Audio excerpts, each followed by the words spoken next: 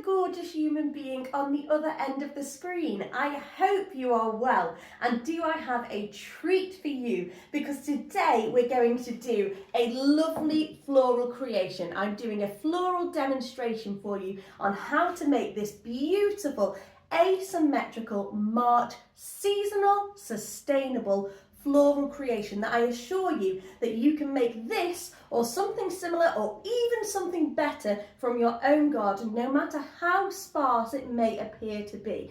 So settle down, get yourself comfy and get ready to take notes or follow along and pause and go along with it. Just enjoy it. But what I will say is, if you're new to my channel, because it's a very new channel, a big warm welcome to the Colour Wheel Garden journey. And if you haven't already, just pause this video right now and take a moment to click the subscribe button so that we can stay in contact with one another. You can see more of my videos on floral demonstrations, garden visits and more, and I'll try and give you as many tips, tricks and ideas along the way on how you can bring seasonal beauty into your home without importing flowers and without using unsustainable mechanics. So do just take a moment right now, if you haven't already, to pause, click subscribe, and then we'll get on with the floral demonstration. Right. Thank you to everybody who's subscribed, and again a big warm welcome to the Colour Wheel Garden journey. Let's get straight into this floral demonstration. So the vessel I am using is a beautiful Royal Doulton casserole dish, which I absolutely adore with its beautiful details and handles. Now I love casserole dishes because they come with a lid, which means they come with a lip. I won't lift it too high because I've already got some water in here, but this lip is fantastic because if you are using a reusable mechanic to hold your stems upright, for example chicken wire, it can sit underneath that lip without needing to be secured with tape, because what some people do is they will use, say, a florist bowl or something like that, fill it with chicken wire and then secure it with tape going across, florist tape or pot tape in a crisscross. But of course, even though it's only a small amount of waste, it's not reusable and it's not compostable, which means it's not sustainable. So by having a dish with a lip, you omit the need for tape, and of course it's fully reusable and all the ingredients are fully compostable. Like I say, I've already filled this with water.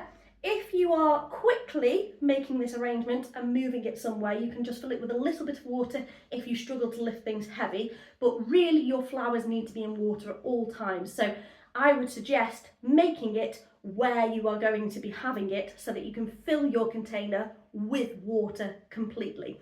Now, I'm sure you've guessed from what I said a minute ago what our mechanic is that we're going to be using to hold our stems upright, and that is chicken wire. Now, of course, chicken wire is very sharp, so cut it cautiously. You may want to use gloves. Just take your time folding it into place. But I've kind of created the shape of a mushroom cap, a dome, just a couple of layers. And all that means is the stem can go inside that chicken wire and it won't fall about. Without that, if I put the stem in, it would flop to the side. And I'm just going to literally scrunch it into my casserole dish, and look, like I say, you can see it's held up by that lip. It's not coming out, so no need for tape. Brilliant. Now we are going to make an asymmetrical spring bouquet, but of course you could do this at any time of the year, and I assure you, you can do this with what you have in your garden, no matter how sparse it may be. The key is to find shapes that are similar. And you can be as loose or as broad as you like with this. So just like I say, if you need to pause, take notes, do what you need to follow along. You might go out to your garden and get one ingredient that looks similar, come back, get another ingredient that looks similar and go along with it. But we'll have fun along the way. Let's get into this. So what I'm starting off with is a very easy shrub to find. It's conifer. Now this is a wonderful zingy green conifer, and these are going to start to create that asymmetrical shape. So I want it to be taller on one side and swooping down on the other like a beautiful crescent moon shape maybe, or little wings, however you view it. Now I'm going to look for the tallest stem These are my two tallest, and I'm going to take my time because this really dictates the shape, and I'm going to insert it and I'm going to see how I feel. If it sweeps to the front like that, I'm not going to like it, so I'm going to adjust it. I want it to sweep a little bit more to the back. I can, of course, rotate it. There we go. And let's get this one in place. And I want this to be a bit more upright. Now this has got two stems, which means I can really squeeze it into that chicken wire and it should stand a bit more proud. There we go. Perfect. Yes, I'm happy with that. It's giving me that slight moon shape, and that's my tallest point. Now normally you want to strip all of your leaves that go into the water because it causes bacteria to go into the water, but I have actually left some on this, and the reason behind that is it acts as a second lot of mechanics, holding things in place, and I tend to find that conifers don't affect my vase life whatsoever, but that's just me. Now I've got two other ones for the other side, and I'm going to create the shape there. Again, take your time. So if you're looking for something, you might not have conifer in your garden. Oh, perfect. Look at that, just drooping beautifully straight away. You might have something like a privet or something like ivy, or maybe a beautiful arching stem of curly whirly witch hazel, whatever it is that you want to use. I've just used 4 stems here, and we're just creating some swooping shapes. So if you haven't already, go and grab something from your garden that matches these, pause it, come back, and then we'll go on to the next step. Step 2 is we are using wonderful choisia. Again, you can use whatever you have in your garden. If you have this, great, follow along identically.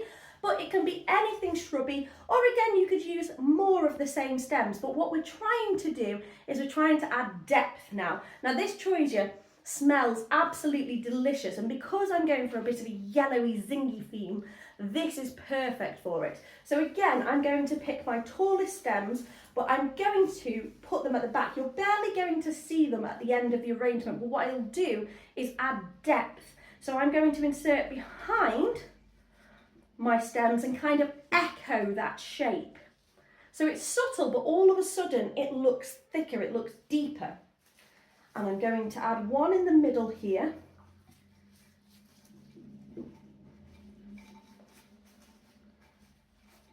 Ooh. And then, again, one in the middle on this side. But when I say the middle, I'm still aiming towards the back. And another one at the back. So all that's done is just added a little bit of depth, and we're just echoing that wonderful shape. So again, grab something from your garden that's got a similar shape to this, or use the same stems as you did before, and we'll move on to the next step. Now I'm going to use beautiful Pieris. Now Pieris is fantastic. It's a wonderful plant at this time of the year. It's got these beautiful cascading, often white or pink, beautiful little flowers, and these will add a real nice interest of colour. But again, think about what you have. You might use ivy berries, which I appreciate are black, but will give you a great deal of interest, or some twigs with some buds on them. Find whatever you can in your garden. I assure you there is something, because all we're looking for is a few stems to come together. It's a little bit of our garden plants to make something spectacular, and you can be so proud that you've cut this from your own garden. And if you need to prune, maybe it's a little bit too shaggy at the bottom, this is a great opportunity to use your prunings where you've neatened up your shrub and turn them into something beautiful. So again, we're going to echo that shape, but this time I want to bring this a bit more proud, a bit more forward, because we've got that beautiful colour of that white splashing through, but all the while trying to echo this tall side for our asymmetry and our lower swooping side. Another lovely stem. Again, just take your time. This should be enjoyable. You should just take a moment for yourself to just get out in nature and really get familiar with what's available at each time of the year, because it really makes us more in tune with the seasons, and it just makes us appreciate the beauty that is available and what we can create with it. And again, I'm just now starting to slightly fill in that shape, but I don't want to lose it. I still want it to keep that kind of line, which it still has.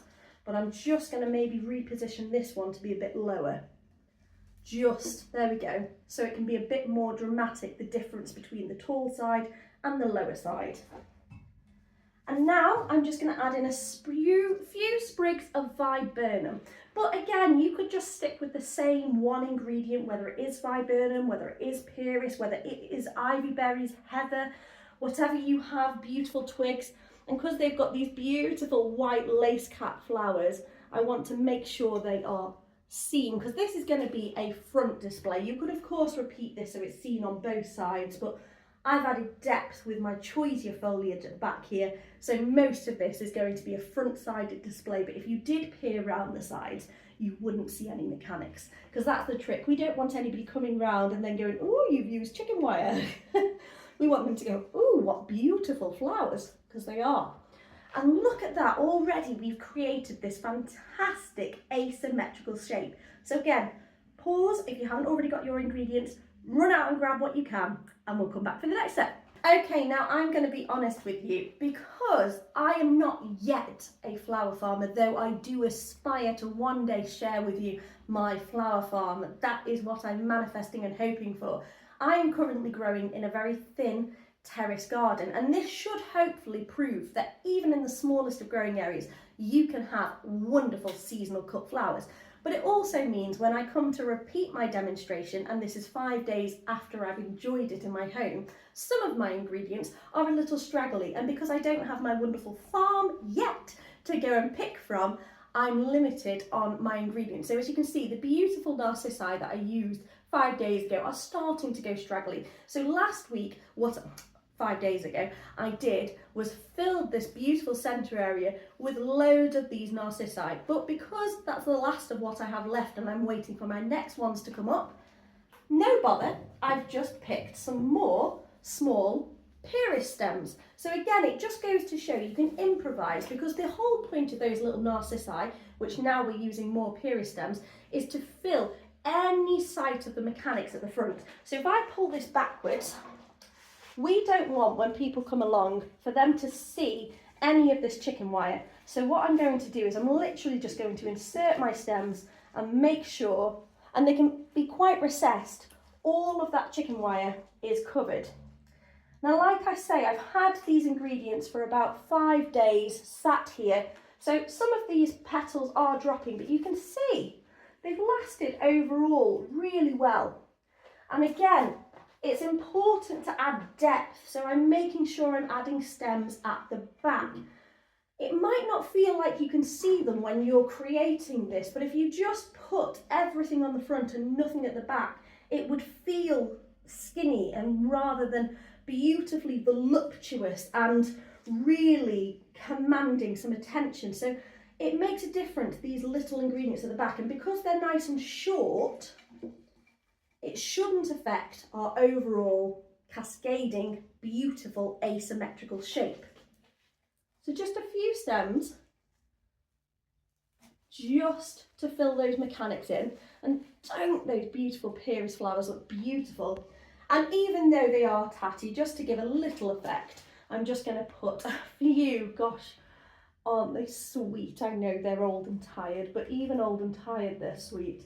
And maybe it's me, I kind of find a lot of beauty in decay, because that is what flowers are about. They're about bringing us in the moment, appreciating not only where we are seasonally, but reminding us to enjoy every single day, because flowers aren't meant to last forever, and we're meant to just enjoy them. And I think somehow the whole life cycle is exceptionally beautiful. So even when they start to fade, there's beauty in that crinkliness. But anyway, of course, insert fresh daffodils. And I will say, if you are cutting daffodils, make sure that you sit them, once you've decided roughly what height you want them, in water separate to your arrangement for a couple of hours because they will leak this kind of milky sap from the bottom of their stems.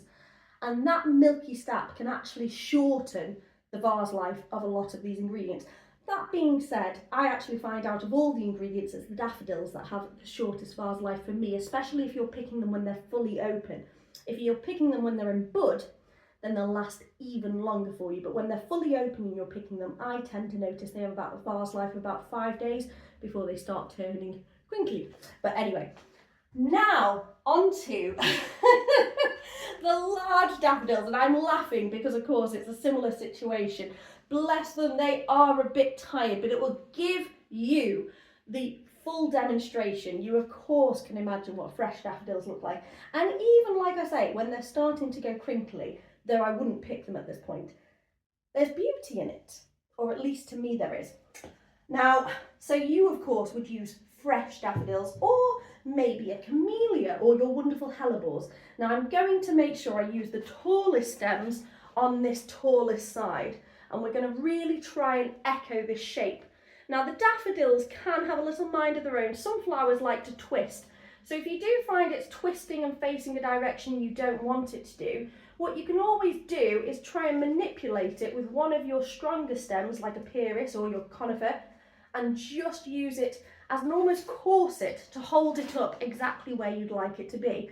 But ultimately you can't wrestle too much with the flowers. They will go predominantly where they want to go, and I want to turn that facing outwards there, mainly just because one of those petals is a bit wrinkly. Again, I'm making sure to add some to the back,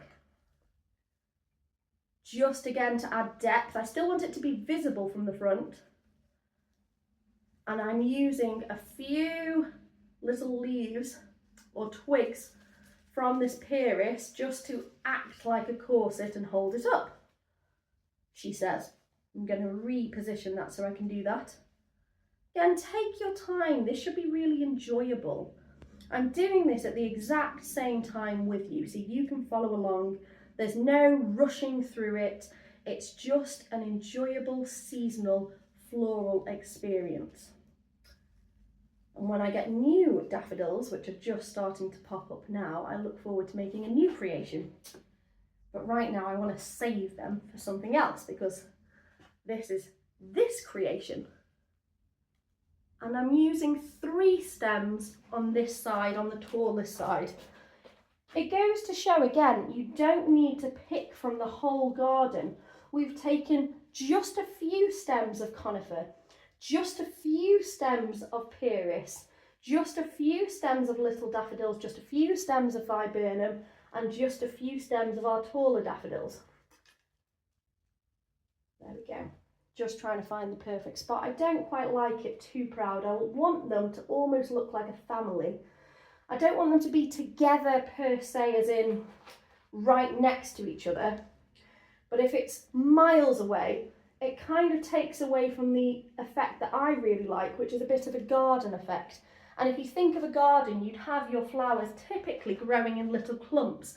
So this is kind of like one daffodil clump.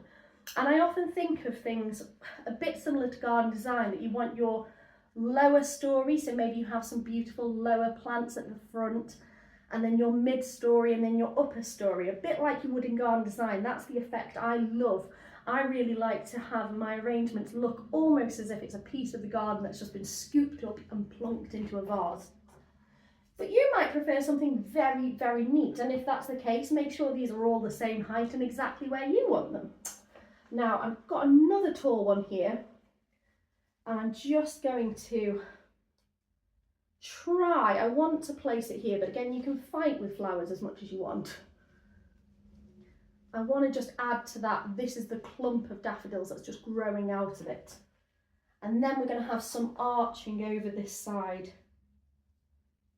So all the while we're trying to echo this shape of one side being taller and one side being leaning, cascading forward. Again, I want it to look like there's a little clump of daffodils that have just sprouted up from this. So you could, if you wanted, dot them all evenly, if that's more of your style, but I prefer to take a leaf out of Mother Nature's book. And just one more. maybe a little lower and a bit more recessed, because we don't want to fill in that beautiful gap. And that's it.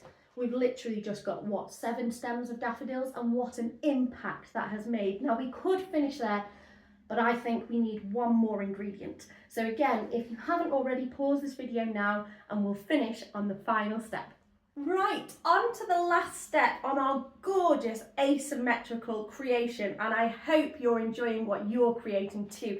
Again, take a pinch of salt and take ingredients that you can find that are similar. So maybe you don't have any daffodils right now, but maybe you have a camellia, or maybe you don't have any focal flowers right now, but you have a really interesting seed pod, something that has a little bit more size to it. Literally, go and find what you can, even if you have to knock on and ask your neighbour, is there any chance, I've noticed you've got a beautiful shrub, could I take a few stems? And if they're nice and they say yes, fantastic. And just enjoy what you can create seasonally. But I assure you, you'll be surprised how a few stems here and there of different ingredients go a long way. And I find about 5 to 6 different shaped ingredients really help. So your focal flowers, your spikes, which could be the conifer, your lace, which could be the viburnum, trailing could be pyrrhus, supporting could be next, hellebores. And play around with size and scale, because what's lovely is these little daffodils are much, much more minute than these large daffodils. So that's really lovely. And so are these hellebores. Now, if you are cutting hellebores for the vase, the main thing that you need to remember above anything else is that you want to make sure that the seed pods are starting to form on at least one flower on that stem. So for instance, this stem, one is forming, and the other, can you see how it's got all these little fluffy anthers, so pretty? But if it didn't have this stem with these seed pods forming, then it wouldn't last in the vase. If they were both like this, I wouldn't cut it. So make sure at least one has that, and it will have a much longer vase life. There's loads of things you can do to extend your hellebore vase life, but predominantly that's the main thing you want to look out for. Now, this is where I think it just comes together. And I think you really do need something small to support, because without that, that's the star of the show, but it's a bit lonely. It needs its friend to back it up. I know we have these tiny daffodils here, but let's be honest, I didn't have that many. So by inserting, particularly what I'm going to do is I'm going to focus on this centre part here, because we've got the left, we've got the right, but this centre part we want to make sure has a lot of interest. But of course we want to make sure they're nice and low, because we don't want to take away from that beautiful asymmetrical shape.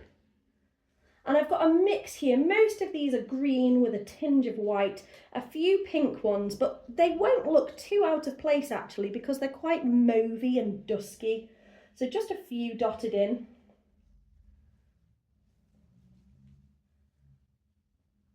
Just going to lift my quite old small daffodils, but goodness, look at it coming together. And this is all seasonal.